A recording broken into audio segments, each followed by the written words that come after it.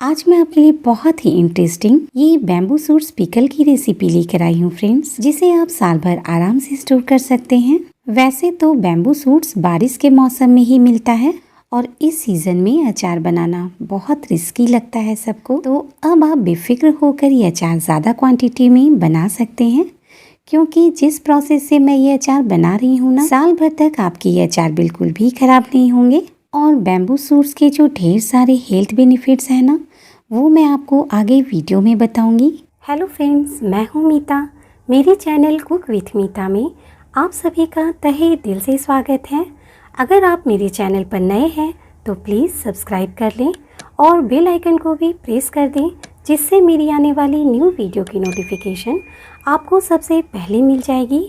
तो चलिए रेसिपी शुरू करते हैं। यहाँ पर मैंने हाफ केजी बैम्बू सूट्स लिया है। ये जो बांस की कोपले हैं ना, औषधीय गुणों से भरपूर होते हैं। जी हाँ फ्रेंड्स, इसे हम खाने के काम में लाते हैं, जिसे बैम्बू सूट्स कहा जाता है। सबसे पहले मैं इसके ऊपर की एक पतली लेयर चाकू की हेल्प से हटा देती हूँ। ये बैम्बू सूट्स ना प्रोटीन, कार्बोहाइड्रेट, फाइबर और मिनरल्स का पावर हाउस है। देखिए, इस तरह से लेयर्स हटाते जाएंगे। बैम्बू सूट्स में कैलोरी की मात्रा कम लेकिन फाइबर बहुत अधिक होता है। इसे खाने से ना भूख कम लगती है और वेट लॉस में मदद मिलती है। ये मैंने ऊपर के लेयर्स निकाल दिए हैं। ये वेस्ट हैं तो इसे हटा देती हूँ और इस बैम्बू सूट्स के इतने बड़े बड़े पीसेस कट कर लूँगी। काटते वक्त अगर आपको कहीं पर हार्ड पार्ट लगे तो इसे हटा दें, पर ये बांस की कोपले बहुत सॉफ्ट हैं। अब इसकी पतले पतले स्लाइस कर लूँगी। मुझे इस तरह के पतले पतले स्लाइस काट कर अचार बनाना ज़्यादा अच्छा लगता है। आप इसे अपनी मनपसंद शेप में काट कर भी अचार बना सकते हैं।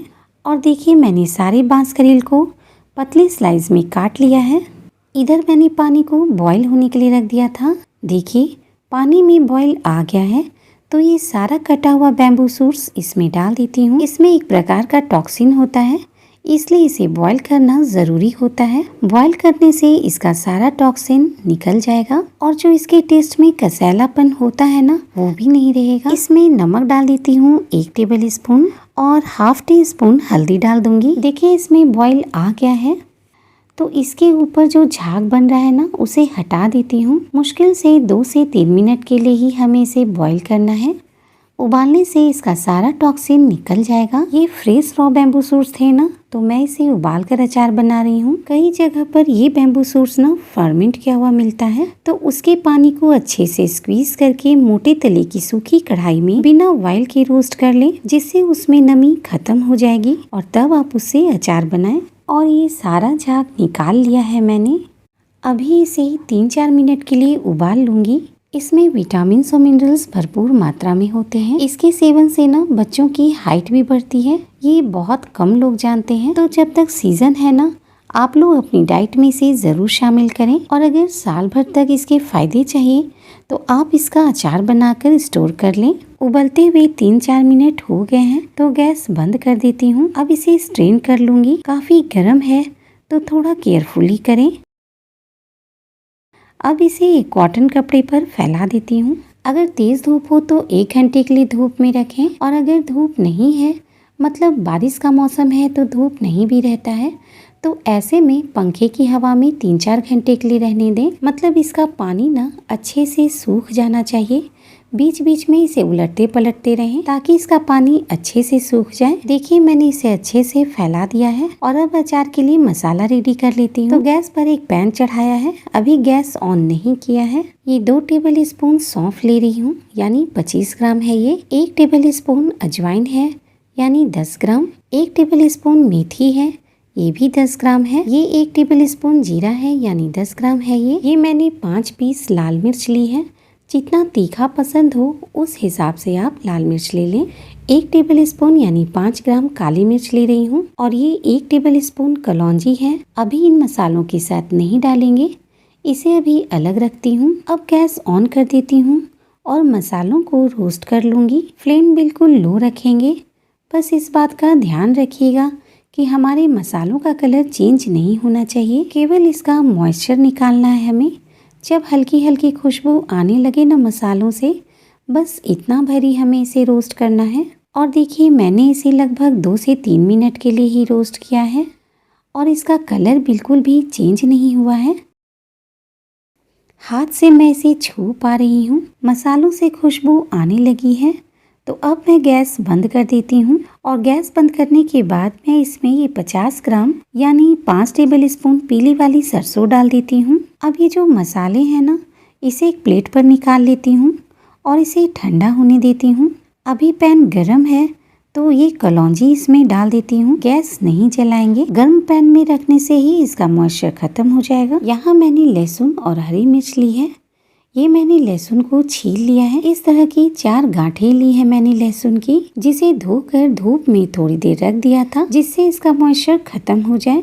और ये 50 ग्राम मिर्च लिया है। मिर्च की डंठल को काट देती हूँ और एक मिर्च के 2-2 पीस कर लेती हूँ। ये हरी मिर्च ना ऑप्शनल है। मैंने पहले जो बांसकरील का अचार आपके साथ शेयर किया है ना, उसमें लाल मिर्च ही डाला है, पर इस बार हरी मिर्च भी डाल रही हूँ। लहसुन और हरी मिर्च का कॉम्बिनेशन काफी अच्छा लगता है इस अचार में। और देखिए सारी हरी मिर्च को मैंने काट लिया है और दोनों को मैंने पहले ही धूप में अच्छे से सुखा लिया था। आधे लहसुन को मैं इस खलबट्टे पर चूर लेती हूँ। मोटा मोटा ही क्रश करना है हमें। देखिए मैंने इसे इस तरह से मोटा मोटा ही क्रश किया है। आप चाहें तो ग्राइंडिंग जार में डालकर क्रश कर सकते हैं। आधे लहसुन को क्रश किया है और आधे को इसी तरह रहने देती हूँ। ये देखिए बांसकरील को मैंने 1-1.5 घंटे के लिए धूप में रख दिया था। ये अच्छे से सूख गया है, बिल्कुल भी पानी नहीं है इसके अंदर। देखिए मॉइस्चर भी एकदम नहीं है। बारिश होने लगी थी तो 2 घंटे के लिए पंखे की हवा में भी रख दिया था। और देखिए मसाला भी ठंडा हो गया है तो इसे ग्राइंडिंग जार में डालकर दरदरा ग्राइंड कर लूंगी। ये देखिए पूरा पाउडर नहीं बनाया है, कोर्सली ग्राइंड कर लिया है मैंने मसाले को। ये मेरा अचार का मसाला तैयार हो गया है। अब चलती हूँ गैस की तरफ। पैन में 200 ml सरसों का तेल डाल दूंगी। ऑयल अच्छे से गर्म होने देंगे। ऑयल गर्म हो गया है तो इसमें 1/4 टीस्पून हींग डाल दूंगी। हींग डालते वक्त फ्लेम को मैंने लो कर दिया था। अब इसमें ये सारा बांसकरील डाल देती हूँ और ये जो हरी मिर्च और लहसुन है ना, वो डाल देती हूँ। और जो लहसुन को क्रश करके रखा था ना, वो भी डाल देती हूँ। बहुत से लोग लहसुन नहीं खाते हैं तो वो ये अचार बिना लहसुन के भी बना सकते हैं। बिना लहसुन के भी ये अचार काफ़ी टेस्टी लगता है, क्योंकि जो मैं इसमें मसाले डालूंगी ना, उससे इस अचार का टेस्ट काफ़ी अधिक बढ़ जाता है। अब मैं फ्लेम को हाई करके केवल 1 मिनट के लिए बांसकरील, लहसुन और हरी मिर्च को भून लूँगी। इस प्रोसेस को करने से ना जो भी थोड़े बहुत मॉइस्चर होंगे ना, वो निकल जाएंगे और साल भर तक आपका ये अचार खराब नहीं होगा। इसे भूनते हुए 1 मिनट हो गए हैं तो अब मैं गैस बंद कर देती हूँ। अभी ये काफ़ी गर्म है तो अभी मैं इसमें कोई मसाले वगैरह नहीं डालूँगी। थोड़ा सा ऑयल को ठंडा होने देती हूँ। अब 15 मिनट के बाद देखिए ये बांसकरील हल्का सा गुनगुना हो गया है, मतलब पूरी तरह ठंडा भी नहीं हुआ है। तो अब ये जो मसाला ग्राइंड करके रखा था ना, वो सारा डाल देती हूँ। अब इसमें ये नमक डाल देती हूँ। 1.5 टेबल स्पून नमक डाल रही हूँ और बॉईल करते वक्त भी मैंने इसमें नमक डाला था। इतना नमक परफेक्ट लगा मुझे अचार में। आप अपने टेस्ट के हिसाब से नमक डालें। अब ये कलौंजी डाल देती हूँ। ये 1 टेबल स्पून काश्मीरी मिर्च का पाउडर डाल रही हूँ। कलर बहुत ही अच्छा आ जाता है इससे। अब ये हल्दी डाल देती हूँ, 1 टेबल स्पून के लगभग है। अब इन सबको एक बार मिक्स कर लेती हूँ अच्छे से। ऑयल अगर थोड़ा बहुत कम लगेगा तो बाद में डाल दूंगी। और जब भी अचार में ऑयल डालें तो गर्म करके ठंडा कर ले, उसके बाद ही ऑयल डालें। अब ये 1.5 टेबल स्पून वाइट विनेगर डाल देती हूँ। ये हमारे अचार में प्रिजर्वेटिव का काम करेगा और इससे अचार का टेस्ट भी बढ़ जाता है। अब लास्ट में ये 1 टीस्पून चीनी डाल रही हूँ। इससे आपका अचार मीठा नहीं होगा, बल्कि इसमें जो इतने सारे मसाले और विनेगर डाला है ना, उसके टेस्ट को ये बैलेंस करेगा। अचार तो लगभग कंप्लीट हो गया है। अब इसके ऊपर कॉटन कपड़ा लगाकर 24 घंटे के लिए छोड़ देती हूँ। 24 घंटे के बाद दिखाती हूँ मैं आपको अचार का टेक्सचर। और देखिए पूरे 1 दिन के बाद मैं आपको दिखा रही हूँ। देखिए अचार में बहुत ही अच्छा सा कलर आ गया है। मैं आपको पास से दिखाती हूँ। देखिए मिर्च का कलर भी बिल्कुल चेंज हो गया है और खुशबू भी बहुत अच्छी आ रही है अचार से। बांसकरील में मसाले वगैरह बहुत अच्छे से मिलजुल गए हैं और ये अचार एकदम खाने लायक हो गया है। यहाँ पर मैंने एक शीशे का जार लिया है, जिसे मैंने अच्छे से धोकर धूप दिखा दिया था तो अब मैं इसमें ही सारा अचार रख देती हूँ। जब भी आप अचार को शीशे के जार में रखें, अचार को अच्छे से दबा दबा कर भरें। इस तरह से स्पून से दबा कर अचार भरेंगे ना, तो अचार के बीच में गैप नहीं होगा, यानी स्पेस नहीं होगा ना, तो अचार खराब नहीं होगा। देखिए अचार को जार में भर लिया है मैंने। आपको भी इसी तरह से स्पून से दबा दबा कर भरना है। मैंने इसे कम क्वांटिटी में बनाया है, इसलिए ऑयल कम डाला है। साल भर के लिए अचार स्टोर कर रहे हैं तो अचार में ऑयल ज़्यादा डालें। और मैं इसमें लिड लगा देती हूँ। इसमें लिड अच्छे से लगा कर रखें। अचार का ढक्कन कभी खुला नहीं छोड़ें। हवा के संपर्क में आने से भी अचार खराब होने के चांस रहते हैं। ये अचार बहुत ही ज़्यादा स्वादिष्ट होता है। आप इस अचार की रेसिपी को ज़रूर ट्राई करें। मुझे पूरी उम्मीद है कि आपको ये अचार की रेसिपी ज़रूर पसंद आएगी। अगर आपको मेरी रेसिपी थोड़ी सी भी पसंद आती है फ्रेंड्स, तो एक लाइक कर दीजिएगा मेरी मोटिवेशन के लिए, और अपनी फैमिली, फ्रेंड्स और सोशल मीडिया पर ज़रूर शेयर कर दें।